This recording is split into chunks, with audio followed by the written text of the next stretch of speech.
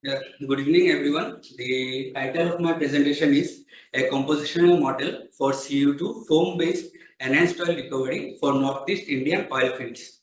The work is done with, under my supervision of my professors Pankaj Tiwari and Subrata Kumar Majumdar, and I am a research scholar from Indian Institute of Technology Guwahati. So this is the outline of my presentation: introduction, materials method, simulation study, conclusion, and references. So this little bit about my institute, IIT Guwahati. The Indian Institute of Technology Guwahati is the sixth member of IIT fraternity that was established in 1994. Gained overall rank 32 globally in research citation per faculty category, and it has an overall US ranking of 364 in 2024 index. And it retained the seventh position among the best engineering institutes of the country in Indian ranking 2023, declared by National Institute of Ranking Framework (NIRF). It is also ranked second in India in petroleum engineering and 50 to 70 and between 50 to 70 globally, according to 2024 US ranking, World University ranking. It is also ranked second in Swachh ranking conducted by Government of India. And lastly, IIT Guwahati ranks sixth globally in Sustainable Development Goal 7, that is affordable and clean energy of the time given by the Times Higher Education Impact Ranking 2023. So coming to my work, this is a little bit of introduction about enhanced oil recovery. So the main source of energy is fossils, renewables, and nuclears. And as you can see, 78% of our energy that is consumed is taken from fossil fuels, which can be coal, oil, or natural gas. According to International Energy Outlook 217, that predicts that the global energy consumption will rise by 28% from 2015 to 2040. To counter this energy demand, we have different types of oil recovery processes. The first is the primary recovery process, which uses the expansion of dissolved gases, rock, and fluid expansion, and also aquifer influx gravity drainage. Then there is secondary recovery process that is mainly dependent on pressure maintenance. The main processes are water flood and immiscible gas injection. Then the last is the tertiary or the enhanced oil recovery. There are three types of, there are many types of enhanced oil recovery. They mainly use the thermal, which is the steam and water, hot water flooding. Then there is gas flooding, in which we mainly use CO2, hydrogen, and nitrogen gases. And then there is chemical and other technologies. Chemical, we use polymer, alkaline, surfactant. In others, there is also microbial processes.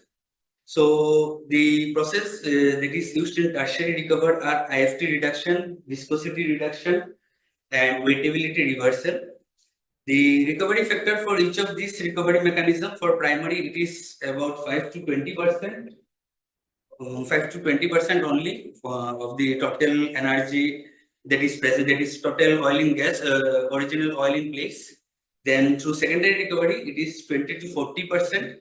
And for tertiary recovery, it is, or the EOR, it is 30 to 60% or more. Then the recovery efficiency for EOR can be calculated by multiplying volumetric sweep efficiency with the displacement efficiency. There are different factors to calculate the factors affecting the residual oil saturation. There are two main factors, are the capillary number and the mobility ratio. Here I have given the formulas for capillary number. There is mu v by sigma cos theta. Mu is the viscosity. V is the displacing Darcy velocity, sigma is the interfacial tension, and theta is the contact angle. Then for the mobility ratio, it is the mobility of water, gas, or surfactant or chemicals, you can say, divided by the mobility of oil. And mobility is mainly described by K by mu, where K is the permeability of the reservoir and mu is the viscosity of oil or water. Then coming to the CO2 flooding, there are two types of CO2 flooding mainly used nowadays. That is miscible flooding and the immiscible flooding. Miscible flooding, it operates at a pressure that is above the minimum miscibility pressure. The main mechanisms involved in miscible flooding are vaporizing gas drive mechanism, mobilization of lighter oil components, reduction of oil viscosity, swelling of oil, and ultra-low IFT. Then there is immiscible flooding, which operates operates below the minimum miscibility pressure. And the mechanisms involved are solution gas drive, reduction of oil viscosity, swelling of oil, and very low IFT. So during CO2 flooding, what happens? You can see when we are injecting CO2 into the reservoir, the CO2 gas overrides the oil portion in the reservoir, and there is override of CO2 gas, and a large portion of oil is left in the reservoir. To mitigate this, we use some mechanism like water alternating gas drive. In water alternating gas drive also, the amount of CO2 that is the amount of oil that is recovered is not up to the optimum level. So in the last phase, in the advanced technology, we use surfactant alternating gas flooding, or which is also called foam flooding, in which we mix surfactant in the water that we inject. And the alternating water drives that we are injecting, we are mixing surfactants in those, and this creates foam in the reservoir, and this foam pushes the oil bank to the and there is extra oil recovery at the production well. So this is a diagram of the foam system. You can see different parts of the foam. There is gas phase that is separated by a lamellae. Then there is liquid phase that is present in the lamellae. Then there is interface that separates this gas phase from this liquid phase. So the next part is the reservoir simulation. In simulation, what is simulation? Simulation is a theoretical or a physical representation of an operation, and then imitation of its system in real life, of its system and process that occur in real life. So reservoir simulation is a field developed in petroleum engineering where it utilizes porous media in computer modeling to estimate the fluid dynamics. Its goal is to predict the field performance under various producing strategies. The simulators for reservoir modeling that are used in the market is CMG, Computer Modeling Group. It uses simulators such as IMAX, GEM, and STARS. Then there is the simulator from Slumberger company. They uses Eclipse, Spectral, or Intersect. Then there are some open source softwares like Boast, which is Black Oil Applied Simulation Tool, MATLAB, MRST, MATLAB Reservoir Simulation Tool, and OPM, Open Porous Medium. So in our study, we have collected the samples from Oil India Limited. It is a national oil company from India. They mainly operate in the northeastern part of India. So these are the core samples that we have collected, and these are the crude oil samples that we have collected from Oil India. And since this crude oil had water mixed in them, so first step we have separated the water. We have separated the water from the crude oil. You can see here we are using a separating funnel, and we have used some put some temperature in this system so that to separate this water from the crude oil. And after that, we have found out the porosity and permeability of this pores. The porosity and permeability of pore 1 is 36.58%. For pore 2, it is 37.1%. For pore 3, it is 27.68%. The different permeabilities were for pore 1, it was 19.41. For pore 2, it is 261.76. For pore 3, 171.94. In our study, we have mainly used the pore 2 because of its permeability and porosity was very representative of the reservoir. So first we have done the FTIR, and you can see in FTIR you can see there are quartz and carbonate stretch. There is also silica present, which confirms the presence of which confirms that it is a sandstone reservoir. In EDX analysis of core, the different elemental composition that we got is silica was 32%, oxygen was 49.6%, Carbon, it is 14.5%, aluminum 1.5%, 1.4%, calcium 0.3%, sulfur 0.3%, and magnesium 0.2%. The presence of carbon can be explained because due to the residual crude oil that was present in the pores while doing the characterization. Next, we have characterized the crude oil. First we have done the FTR for the crude oil, and you can see there are peaks that were seen at around 285 to 2986 centimeter inverse, which can be explained by the presence of alkanes. The next peaks that we got, that was from 1380 to 1460 centimeter inverse. So it can be explained by the presence of phenolic and carboxylic acids. Then there was a sharp peak at 827 centimeter inverse. So it can be related to aromatics. Then we have done the distillation curve. We have shown the distillation curve for the crude oil sample. It shows that the crude oil has a mixture of 64.7 weight by weight percent light fractions and 35.29 weight by weight percent intermediate fractions. Next, we have done the HNMR spectra for the crude oil. Here you can see the chemicals that are reported are alkanes. Alkanes is a 61% mix. Then there is aliphatics and or unsaturations, that was 31% mix. Then there is methylene to aromatic, that is a 2% mix. Then there are carbohydrates and methoxys, that is 1% mix. Then there are aromatic 6% mix, and ethyl and carboxylic acid. These are we didn't find any esters or carboxylic acid in our.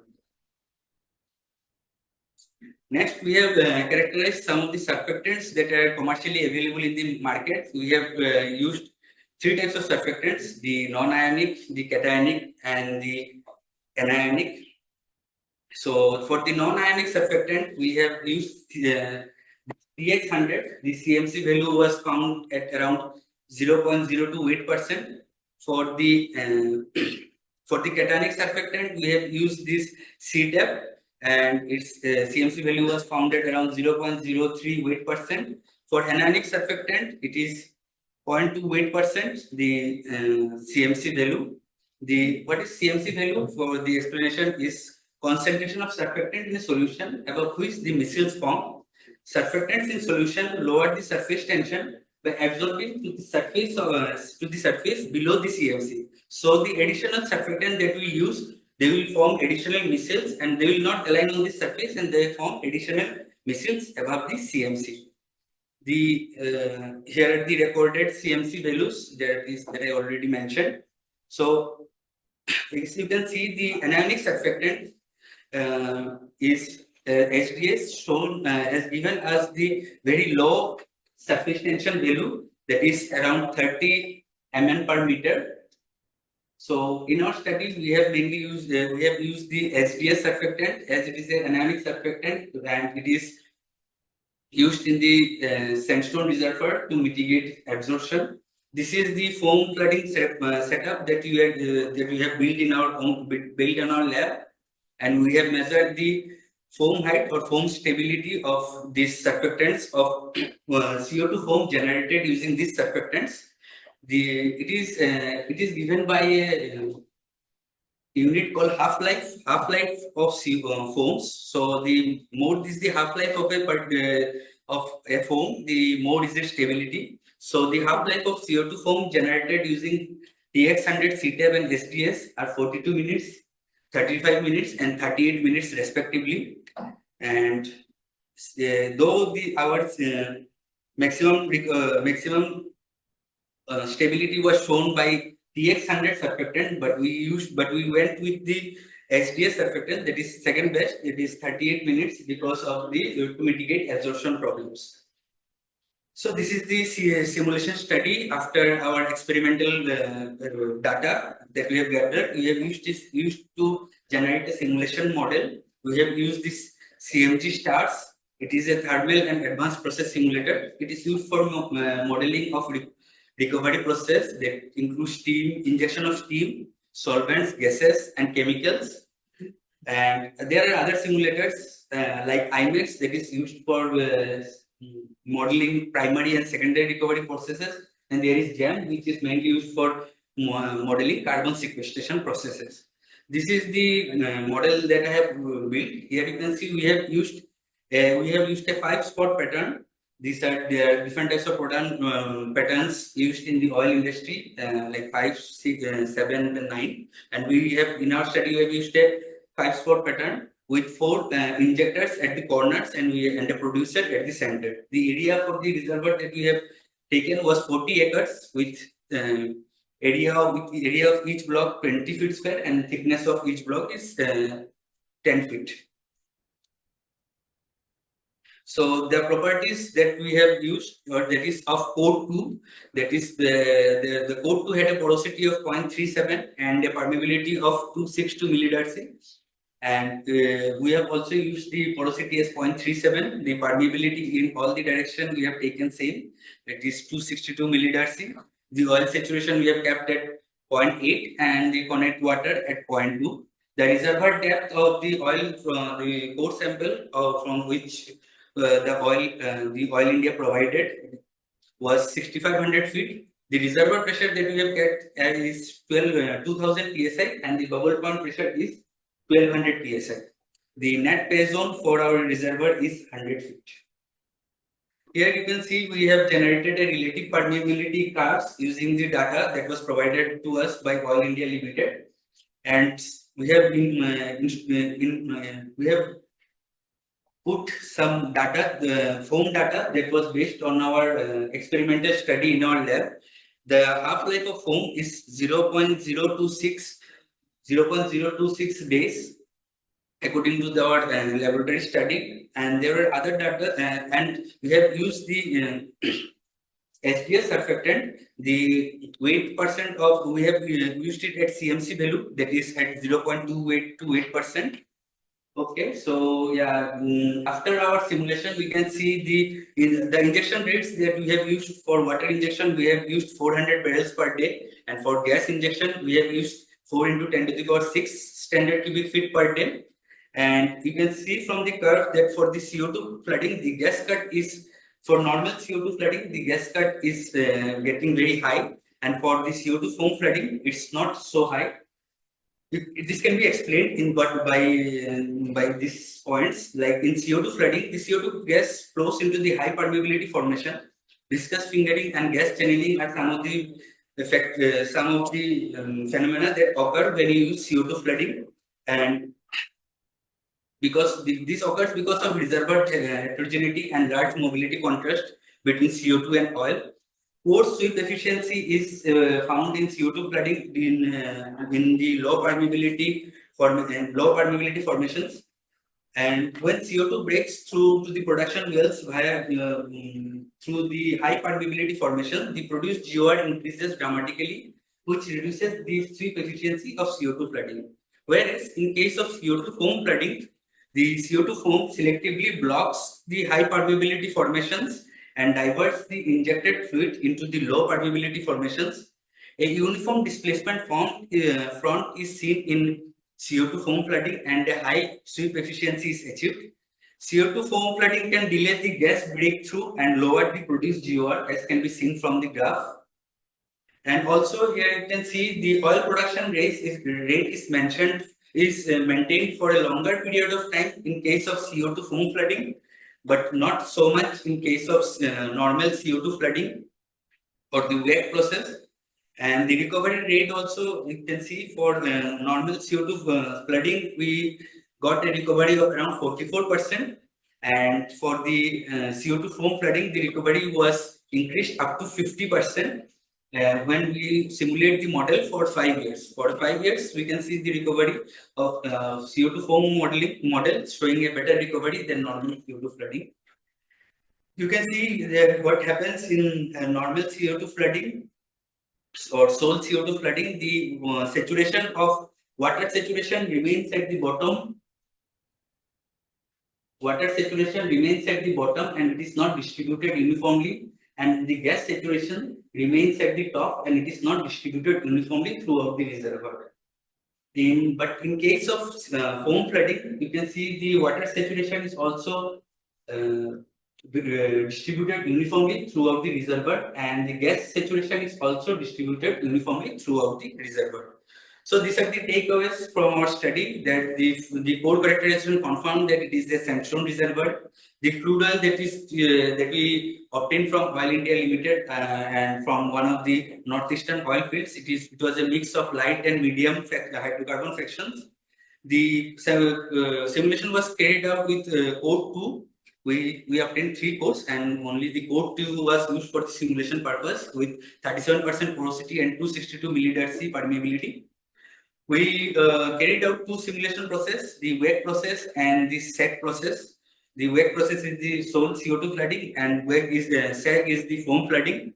And both the simulations were carried out for 5 years, from August 2024 to August 2029. So CO2 foam flooding showed a better recovery than CO2 flooding, with a recovery of almost 50% of original oil in place, while sole CO2 flooding showed a recovery up to 44%. The oil flow rate of 600 barrels per day was maintained for a longer period in case of CO2 foam flooding. For CO2 foam flooding, the gas saturation was seen only at the top. Sole CO2 flooding, the gas saturation was seen only at the top, and water saturation was seen only at the bottom of the reservoir. And whereas for the CO2 foam flooding, the water and gas saturation were evenly distributed throughout the reservoir. Overall, it could be said that CO2 foam flooding is a better alternative to sole CO2 flooding for Northeast Indian oil fields. These are some of the references work that I have referred to. And for my study, I want to acknowledge the Ministry of Education, Government of India, for providing me this Prime Minister Research Fellowship Scheme. Then the Department of Chemical Engineering, IIT Guwahati, for providing all necessary facilities. Then CIF, the Central Instrument Facility of IIT Guwahati, providing the NMR facility. My professors, Professor Pankaj Tiwari and Professor Subrato Majumdar, for their generous support, motivation, and suggestion throughout the work. Oil India Limited for collaborating with us in this research work and providing us with the samples. Shagun Daya, the master's candidate student who has helped me in my simulation model, and IOGP organizers for providing the opportunity to present the work. Thank you.